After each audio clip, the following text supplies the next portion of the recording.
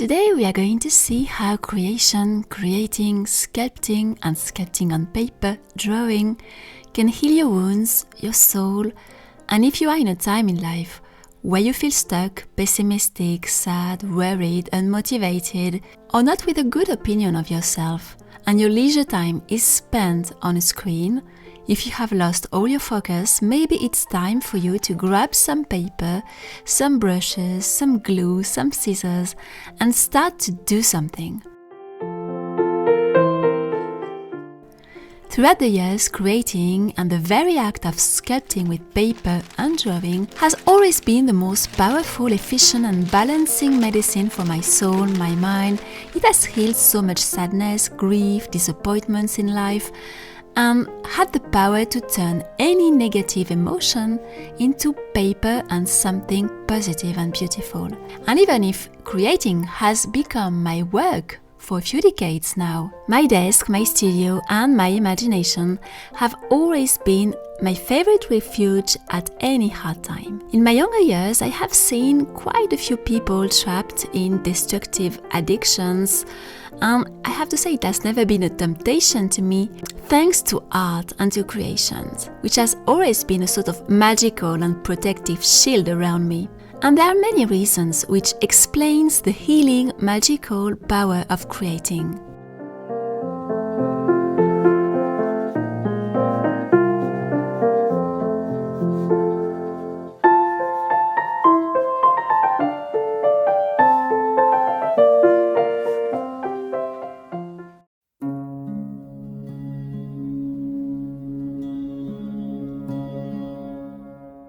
It has to do first with the imagination. Gaston Bachelard, in his beautiful book La Terre et les rêveries de la volonté, talks about the importance of imagination.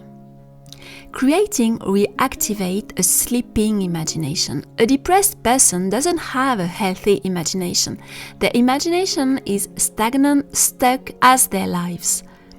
Bachelard writes: Une imagination malade, faible, hésitante, bloquée, peut être rendue à son efficacité salutaire par des images bien dirigées.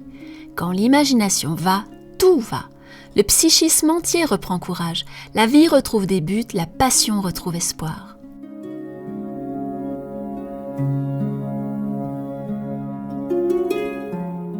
And about the importance of a healthy imagination for a happy life, we need to invite la Marquise de Lambert, a wise and entirely forgotten woman of the 18th century that I really like, and she writes: Quand l'imagination se refroidit, tous les charmes de la vie disparaissent.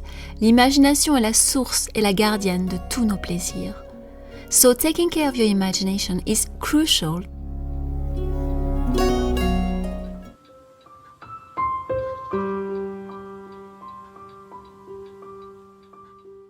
In the act of creating, you are in action. You are not passive. It requires your focus, your attention. You will need to take some decision, to do some choices, develop some qualities like optimism while you are making progress.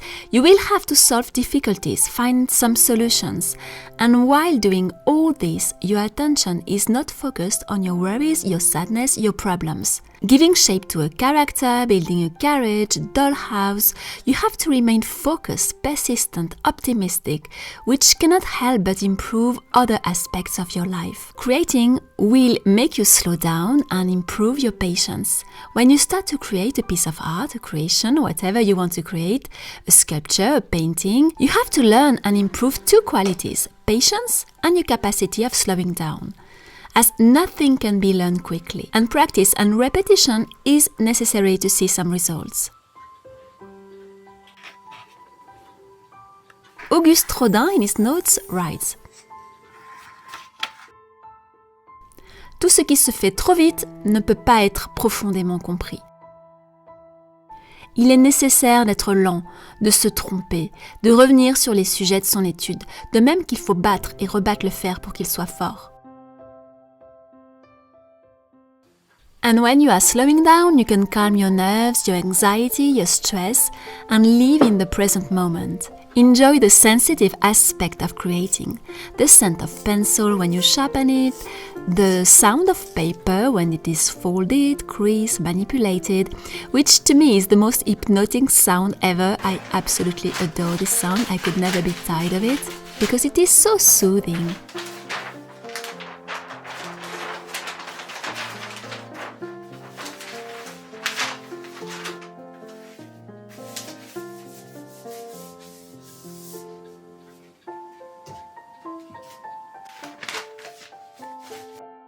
Odilon Redon writes in his Carnet à soi-même that each medium has its own power and secrets. He says that les crayons, les pastels, les pâtes huileuses, le marbre, le bronze, la terre ou le bois sont des agents qui accompagnent l'artiste et collaborent avec lui. La matière révèle ses secrets, elle a son génie. So each medium has its own genius and its own secrets.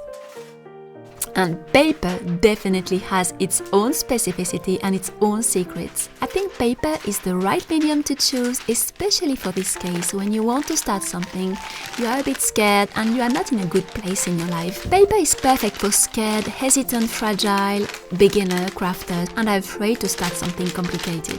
Because unlike marble or bronze mentioned by Odilon Redon, mistakes with paper can be fixed and solved at any moment of the creation. It is never too late. You can always do something completely messed up and start again. Everything can be improved, which instantly eliminates all stress and anxiety. As it's never too late to fix a sculpting or painting mistakes, it instantly makes you relaxed and confident that you will go somewhere. Paper, of course, has also a playful aspect because it is linked to our childhood. It's usually the first medium we will start to play with, to draw on it first, and later maybe to do some papier-mâché, classical papier-mâché technique, or in its sort of folding with it. Creating can offer its comforting and healing effect to anyone, even to the least experienced person. You don't have to be trained or to have any practice. And whether you start on your own, you follow your own guidance, or you start a workshop, you prefer to be helped, sculpting will allow all your worries, your preoccupations, your sadness, your pessimism, your problems to get trapped in the glue and paper. And you will feel instantly lighter and more joyful. And this will definitely help to solve all your other problems.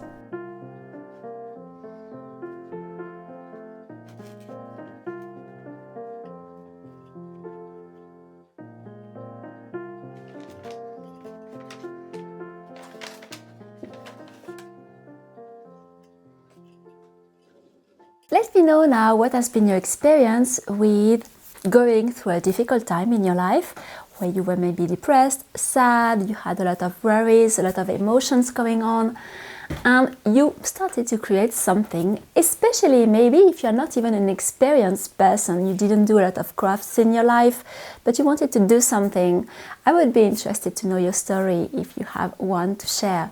I think creation, using our hands, going through all the little things I mentioned in the video, the challenges, being optimistic, seeing that you are going to go through the beginning, the middle, the end of the project, and that you will have little challenges, but you need to continue, that you have to choose the colors, you have to do a lot of choices.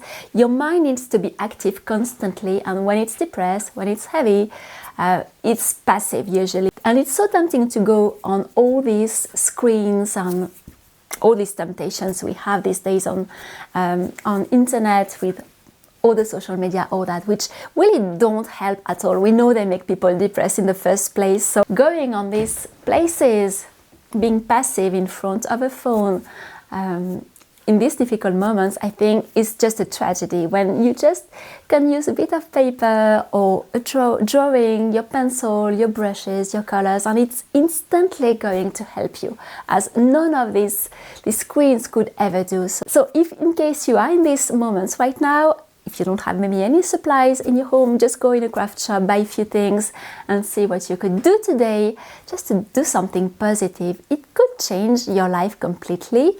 It could transform you in a way you don't even imagine. It could open doors you have never suspected. Whether you start something on your own, or you choose to do a workshop, a course online. It could always bring something positive in your life. You will never waste this time or these supplies, because it's going to help put your sadness, your worries, or anything you have. It's going to liberate all that. But in case you are interested to do something with me, of course, you know I have some online workshops which are available for any level, especially for beginners actually. And right now the 18th century shoe house is still open for a few days, and the doors are going to close on February 28th. If you want to join, it's going to be closed till next year. So, and it's really a great, not too difficult paper challenge that I would really recommend for beginners or for people who have never started anything with paper, or you have done few things. This one is absolutely for you. You have the link under this video. And I also wanted to say that the winter stationery, the Versailles winter stationery, is also closing its doors on February 28th. So as it was a winter theme and we are now transitioning into spring, it's very sunny and bright today here and pretty warm. So of course the winter stationery is closing its doors. So if you're interested to have your printable documents and also receive your cards in your mailbox, you have the link under this video. Thank you very much for joining me today. I hope you have been inspired, have appreciated what you saw, and I will see you very soon with other adventures, and I'll have a lot of things coming. Thank you. I will see you soon.